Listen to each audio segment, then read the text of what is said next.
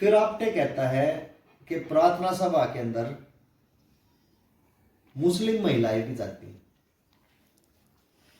और महिलाओं की चेकिंग भी नहीं होती, तो ये क्यों ना बुर्का पहन के जाए।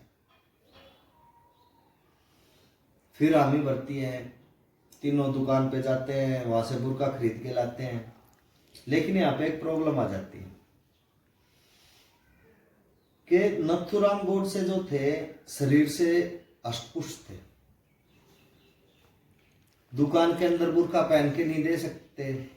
अतिथि कक्ष में आते हैं, उसी 6 नंबर कमरे में नथुराम गोडसे बुर्का पहनता है, वो बुर्का टाइट हो। नथुराम गोडसे कहता है कि इतने टाइट बुर्के में हाथ नहीं उठा पा रहा, तो बंदूक कैसे निकालूंगा, पिस्टल कैसे निकालूंगा, और निकाल भी लूंगा तो चलाऊंगा कैसे। तो बुर्के वाला आइडिया भी कैंसिल हो जाता है। फिर नथुराम गोडसे कहता है, आजकल एक आर्मी की ड्रेस आती है जिसमें पैंट के ऊपर शॉर्ट शर्ट पहनी जाती है। तीनों जाते हैं, आर्मी ड्रेस नथुराम गोडसे के हिसाब से खरीद के लाते हैं। नथुराम गोडसे आर्मी की ड्रेस पहनता है, पिस्टल लगाता है, चूंकि शॉर्ट शर्ट थी पिस्टल दिखाई नहीं दे रहा। वो दोनों को घूम घूम के दिखाता है कि पिस्टल दिख तो नहीं रही, वो मना कर देते। अब समय हो गया 2 से 3 का। 5 बजे प्रार्थना सभा। नथुराम गोडसे कहता है कि मेरे को मूंगफली खानी है।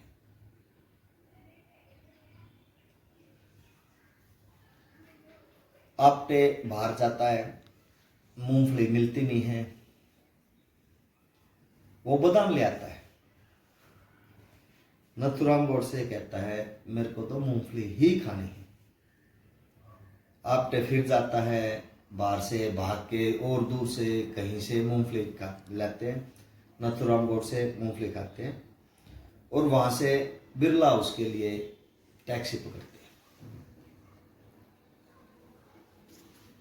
जैसे ही टैक्सी बिरला मंदिर के पास रुकती है, पहुंचती है, तो नारायण आपटे टैक्सी को रुकवाता है और कहता है कि फिर कभी दर्शन हो या ना हो, एक बार मत्था टेक लेते हैं। विष्णु करकरे नारायण आपटे उतरते हैं। नथुराम गोडसे को कहते हैं कि आप भी हमारे साथ चले। नथुराम गोडसे मना कर देते हैं। नथुराम गोडसे गाड़ी में बैठा रहता है। ये दोनों मत्था टेकने जाते हैं। 15 मिनट के बाद बाहर आते हैं और फिर निकलते हैं बिरला हाउस के लिए। बिरला हाउस पे पहुंचते हैं, टैक्सी से उतरते हैं, तीनों साथी गले मिलते हैं और सबसे पहले नथुराम गोडसे अंदर जाता है। 5 मिनट हो गई, 10 मिनट हो गई, घबरा रहे कहीं पकड़ा ना जाए, सिक्योरिटी डबल। फिर 5 मिनट के बाद ये दोनों चलना शुरू कर देते हैं और जैसे ही ये पहले तो उस संतरी को देखते हैं कि अंदर जाने वाले की कैसी चेकिंग। संतरी किसी की चेकिंग कर रहा, किसी की नहीं कर रहा, और ऐसी भी कोई बात नहीं कि जिससे ये पता चले कि भाई कोई बंदा पकड़ा गया है हथियार के साथ। संतरी को देखते हैं, इनके पास तो पिस्टल भी नहीं थी। अंदर चले जाते हैं। अंदर जाते हैं, नथुराम गोडसे के दाएं और बाएं खड़े हो जाते हैं। लेकिन उस समय गांधी जी सरदार पटेल से बात कर रहे थे। कोई कारण था मंत्रिमंडल में बदलाव के, जिससे सरदार पटेल इस्तीफा देना चाहते थे। गांधी जी उन्हें समझाते हैं और इधर गांधी जी की 2 सहयोगी मन्नू और आबा, क्योंकि गांधी समय के पंचुअल थे, 5:15 हो जाते हैं। मनु आभा से कहती है कि गांधी जी को बताया जाए कि समय हो गया। फिर डर ये कहीं गांधी जी गुस्सा ना हो जाएं। आखिर में हिम्मत करके मनु गांधी जी को इशारा करती है समय का। गांधी जी जैसे घड़ी देखते हैं, घड़ी में 5:13 थे। वो उठते हैं और सभा के लिए चलते हैं।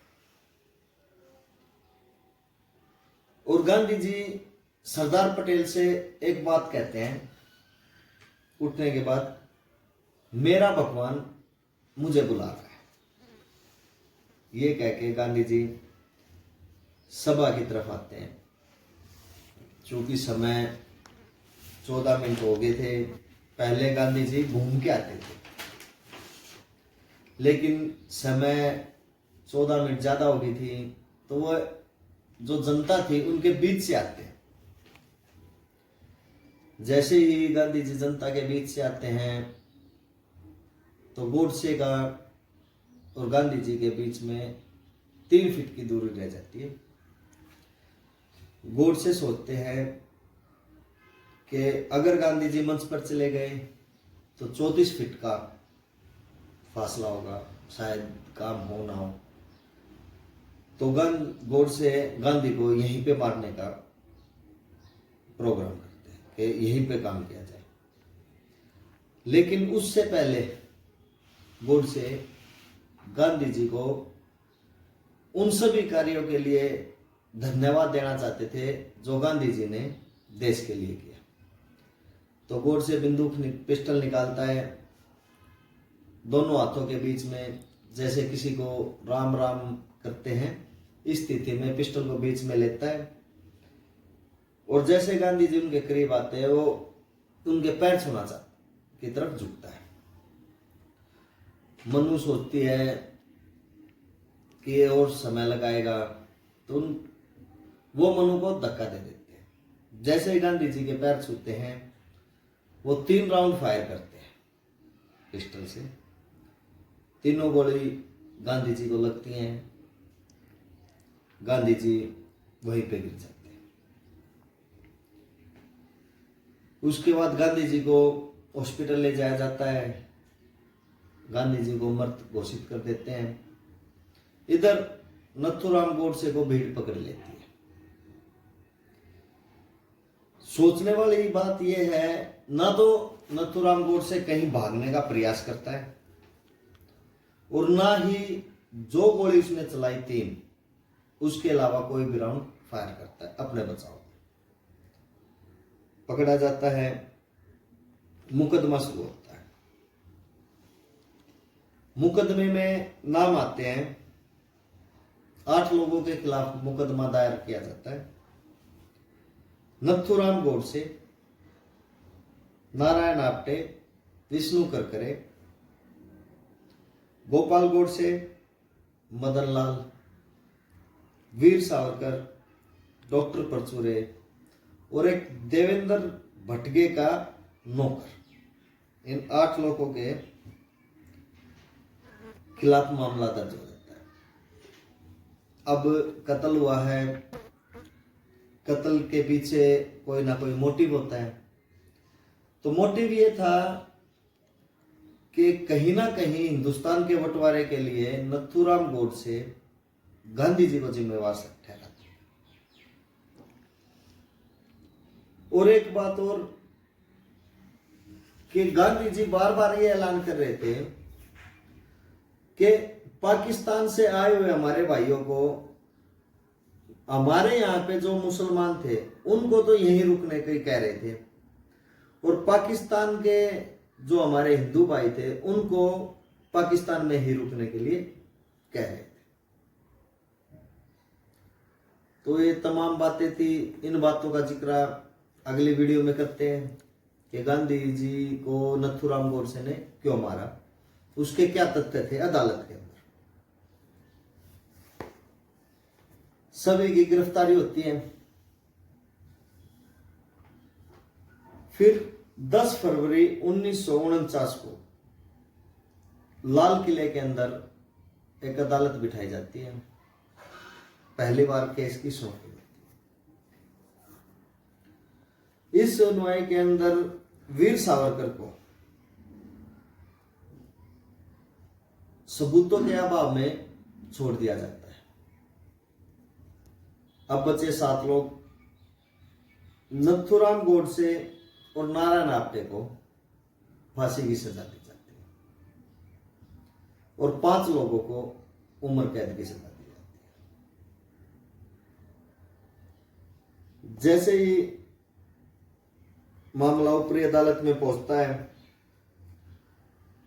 तो भटके के नौकर और परचूरे, डॉक्टर परचूरे को रिहा कर दिया जाता है। अब बचे 5 लोग, नथुराम गोडसे और नारायण आप्टे को फांसी की सजा और 3 को उम्र कैद। अंबाला जेल के अंदर नवंबर के पहले हफ्ते में 1949 अंबाला जेल में इनकी फांसी होनी थी। नथुराम गोडसे से पूछा गया कि भाई आपकी कोई आखिरी ख्वाहिश, तो उसने कहा कि मैं परिवार वालों से मिलना चाहता हूं। नथुराम गोडसे अपने भाई बहन माता पिता से मिलता है। और एक खास बात और, नथुराम गोडसे जेलर से एक कॉफी पीने की इच्छा रखता है, चूंकि आखिरी इच्छा थी। नथुराम गोडसे को कॉफी पिलाई जाती है। नथुराम गोडसे जेलर साहब का धन्यवाद करता है। कहानी यही समाप्त नहीं होती। बाहर लोगों का जमावड़ा था,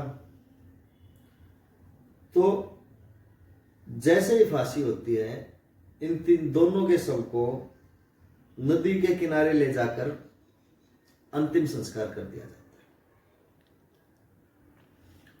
हालांकि जो इनकी अस्थि थी वो रख लेते हैं, लेकिन जिस जगह पे अंतिम संस्कार हुआ बाद में उस खेत को भी जोत दिया जाता है ताकि लोग वहां पे इनकी समाधि बना के इनको पूजने नहीं लग जाए।